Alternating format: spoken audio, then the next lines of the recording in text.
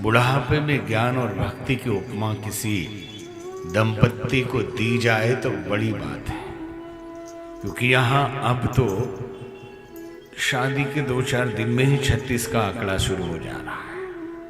तो बुढ़ापे तक ज्ञान और भक्ति बने रहे।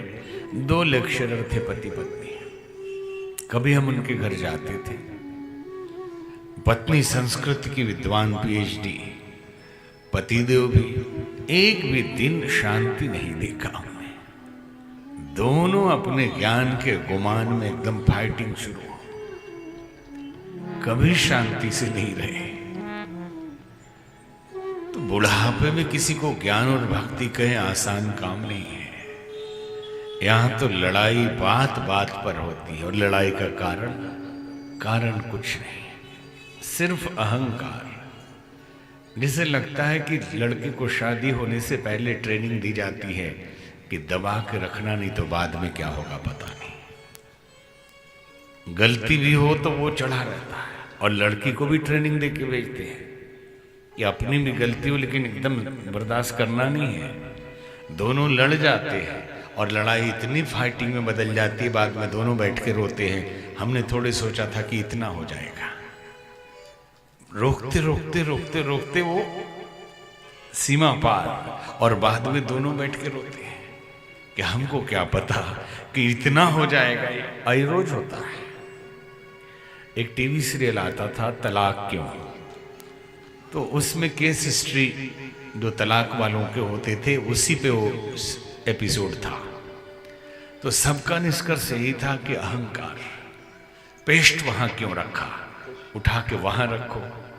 हाँ, मेरा कंघी कैसे यूज कर लिया, बस इतनी बात पे हो गई फाइटिंग, और तलाक तक पहुंच गया।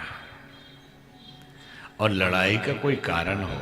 एक बच्ची ने अपने पापा से पूछा, पापा लड़ाई होते तो हमने देखा है, लड़ाई शुरू कैसे होती है ये नहीं पता है। तो पापा ने कहा कि मान लो पाकिस्तान भारत पे आक्रमण कर दे तो लड़ाई कैसे शुरू होती। बोले मान लो पाकिस्तान ने भारत पे आक्रमण कर दिया तो भारत भी तो जवाब देगा। अब रसोई घर में बच्चे की मम्मी खड़ी थी, बोलिए सुनते हो, बकवास बंद करो। बोले क्या हो गया, पाकिस्तान की इतनी हिम्मत की भारत पे आक्रमण कर दे। बोले अरे भगवान उदाहरण दे रहा हूं। बोले ऐसा बकवास उदाहरण मत दीजिए, पाकिस्तान की इतनी हिम्मत की भारत पे आक्रमण करे। चलो जाने दो पाकिस्तान को, मान लो चाइना ने आक्रमण कर दिया तो जवाब देगा ना भारत। उधर से बेलन उठा के मारेगी, चाइना की हिम्मत है कि हमारे देश पे आक्रमण कर देगा। अब इनको गुस्सा आया, जूता उठा के मारा फेंक के, तो बेटी ने बीच में रोका, पता चल गया लड़ाई कैसे शुरू होती है। लड़ाई शुरू होने का फार्मूला समझ में आ गया कि दोनों की नासमझी, और कोई बात हो तो लड़े। एक बार लखनऊ के एक बहुत समृद्ध कॉलोनी में जो बड़े बड़े जज, प्रोफेसर, वकील, डॉक्टर ये लोग रहते थे। तो पतिदेव वकील थे, पत्नी डॉक्टर थी। एक दिन दोनों में लड़ाई हो गई, और भयंकर लड़ाई हो गई। आवाज बाहर जाने लगी, लोग आकर पूछने लगे कि किस बात की लड़ाई है। तो पत्नी कहती है मैं अपने बच्चे को डॉक्टर बनाऊंगी, मेरा सपना है कि मैं अपने बच्चे को डॉक्टर ही बनाऊंगी। और वो कहते मैं वकील बनाऊंगा, सुप्रीम कोर्ट का वकील बनेगा मेरा बच्चा। इसी बात पे लड़ाई हो रही है। तो मोहल्ले के जो ज्ञानी बुजुर्ग थे उन्होंने कहा जमाना बदल गया है, थोड़ा बच्चे से भी सलाह ले लीजिए, वो क्या बनना चाहता है। बुलाइए बच्चे को, हम लोग ही पूछ लेते हैं कि वो आखिर उसका क्या मन है। बोले बच्चा अभी कहाँ पैदा हुआ है, अभी तो सोच रहे हैं कि अगर बच्चा होगा तो क्या बनाएंगे। तो जो नहीं है उसके लिए भी लड़ते हैं। और पति पत्नी की लड़ाई हो तो बातचीत बंद, मौन हो जाते हैं।